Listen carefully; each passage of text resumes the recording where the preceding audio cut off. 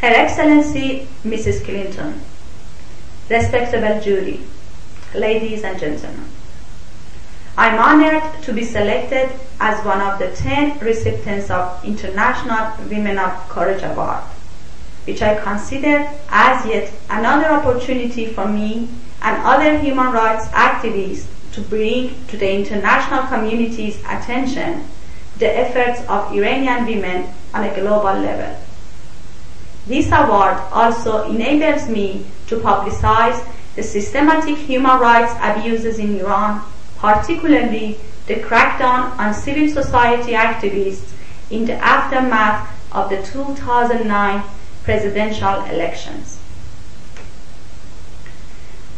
This award, as is evident by its title, is given every year to women all across the globe that have illustrated exceptional courage in defense of women's rights, social justice, and human rights. For this exact reason, I would like to dedicate my award to Sheiwa Nظرآهاری, a young activist that is currently imprisoned in Iran for her women's rights and human rights activism.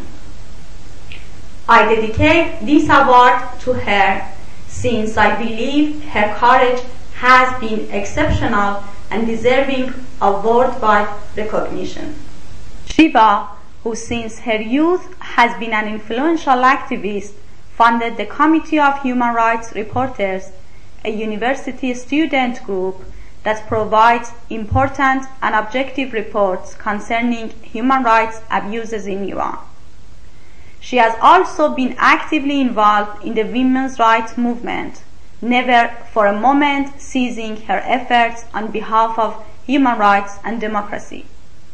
Unfortunately, shortly after the elections, Sheiwa was arrested and kept for months in solitary confinement and subject to extreme interrogations.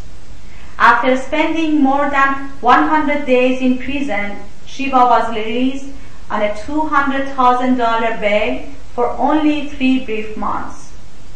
Sheiwa, who had restarted her activism immediately upon her release from prison, was arrested once more in December 2009, along with other members of the Committee of Human Rights Reporters.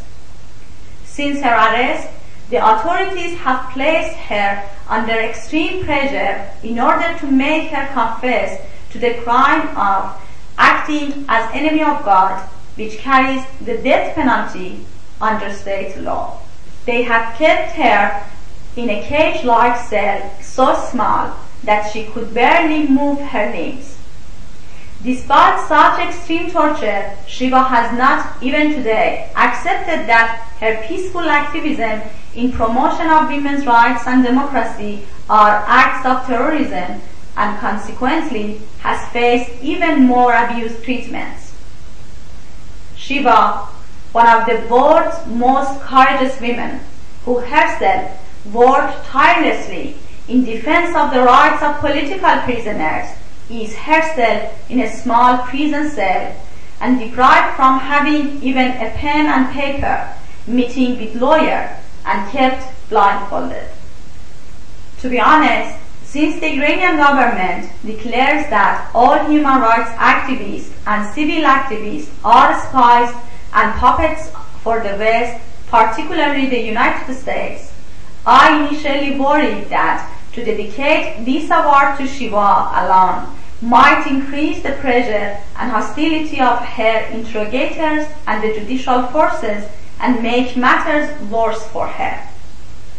However, I eventually arrived at the conclusion that the Iranian government will still accuse all activists as spies, similar to how they accused me of selling myself to America for receiving this award, calling me a servant for the United States.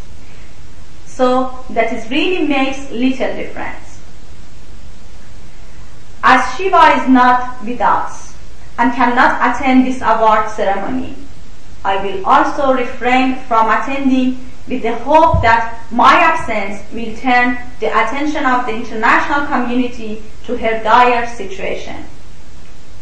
I would like to request that you all take any measures available to you to help to free Sheiva along with other human rights activists and journalists in Iranian prison. Thank you.